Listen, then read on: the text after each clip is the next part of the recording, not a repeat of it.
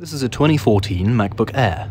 Apple used this design in almost the exact same way in their Airs from 2008 until 2017.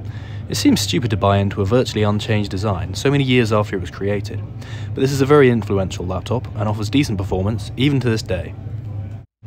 The laptop I'm using cost £140 a year and a half ago. Nowadays, £120 isn't far off what they're worth. This one was a base model though, which came with 4GB of RAM and 128GB of flash storage. The battery was pretty exhausted, unfortunately, with over 1,000 cycles on it. You get what you pay for, generally speaking, and I would suggest spending a little more to get the 256GB model if you can. Unfortunately, upgradability is not this Mac's strong point. Only the storage is reasonably easy to upgrade, really, as everything else comes soldered to the motherboard. Screen replacement is doable, and the battery can be replaced with a lot of work if you're really up for a challenge. Thinking about it, that's one of the reasons people go for the MacBook Pros of this era over the Airs. The upgradability just isn't there, and the base specs are pretty low, to be honest. Even the model with the top spec CPU only had a dual-core 1.7 to 3.3 GHz i7. Since this was a MacBook Air, it also only had integrated Intel graphics. As far as Geekbench 6 shows, this MacBook could easily be beaten by the MacBook Pros of its era. This Air scored 691 single-core and 1,330 multi-core in the CPU test.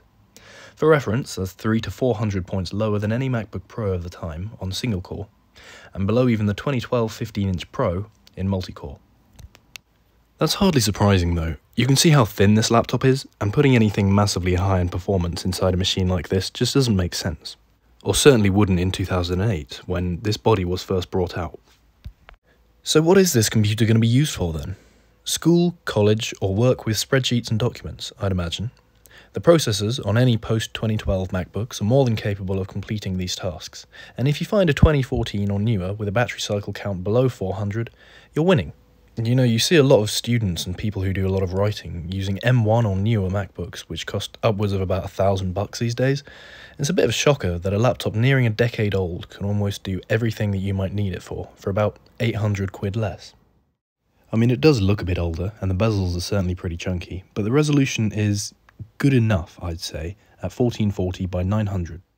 I've always overlooked the MacBook Airs in favour of the Pros, just because I like to edit video, but I think this is a good one to do a video on. Like I said, it makes a good student laptop, or even one for the family to use. Just don't pay too much for one. They're only dual-core machines anyway. Thanks a lot for watching as always, and I'll see you in the next video. Subscribe for more.